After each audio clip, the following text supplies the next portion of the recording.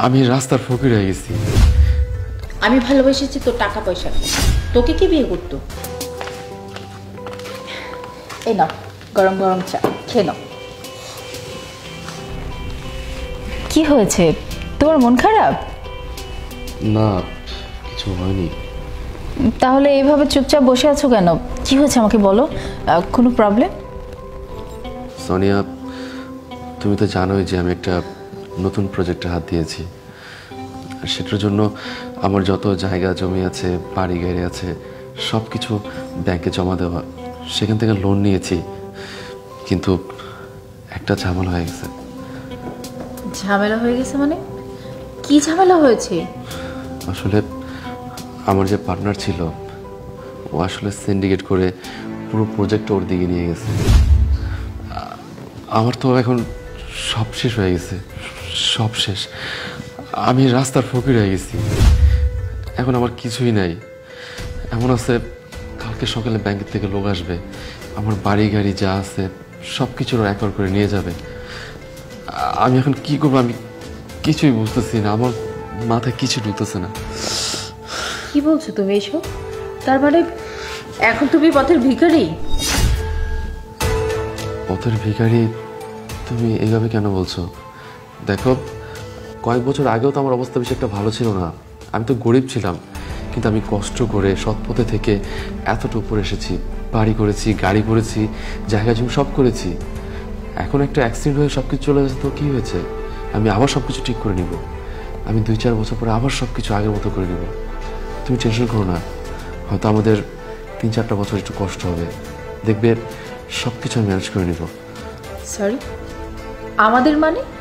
আমিও কি তোমার সাথে কষ্ট করবো নাকি? আমি পারবো না। 2-3 বছর তোমার সাথে আমি ফকিন্নির মতো জীবন কাটাতে আমি পারবো না।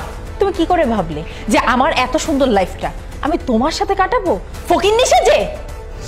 সোনিয়া, তুমি কি বলতেছো এগুলো? তুমি তো আমাকে বলেছিলে আমার জীবনে যেমন পরিস্থিতি হোক না কেন তুমি কখনো আমাকে ছেড়ে চলে যাবা না, সবসময় পাশে থাকবা, আমাকে সাপোর্ট করবা। কিন্তু সেই তুমি আজকে এসব কি বলতেছো? ভালোবাসি, কিন্তু আমি তোকে ভালোবাসি না। আমি ভালোবেসেছি তোর টাকা পয়সা। তোকে কি বিয়ে করতো যদি তোর টাকা পয়সা না থাকতো? শোন, আমি তোর সাথে সংসার করতে পারবো না। আমি ভেবেছিলাম তোকে বিয়ে করে আমি রাজরানীর মতো থাকবো। আমি তো কোনো বাড়ির কাজের মেয়ের মতো চলাফেরা করতে চাই না। আমি বাবা মার সাথে যে কথা বলবো, আর যত শীঘ্র পারি তোকে আমি ডিভোর্স পেপার দিয়ে দিব। আর শোন, ভয় পাওয়ার কোনো কারণ নেই। এখন তো তুই ভিখারি, তোর কাছে তো কোনো টাকা নেই। যেহেতু তোকে আমি বিয়ে করেছি, এতদিন তোর সাথে সংসার করেছি, কাবিনের টাকাটা না হয় আমি মাপি করে দিন। ভালো থাকিস।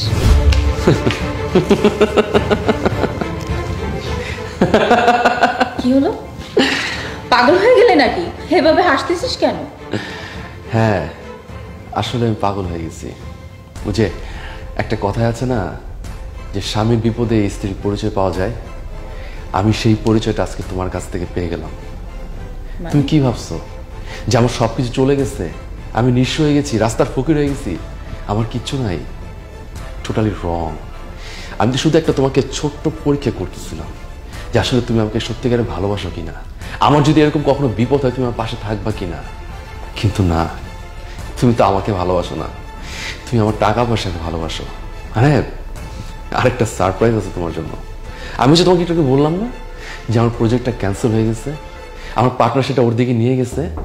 আমি তোমাকে মিথ্যে কথা বলছি, বরঞ্চ আমার প্রজেক্টটা পাস হয়েছে।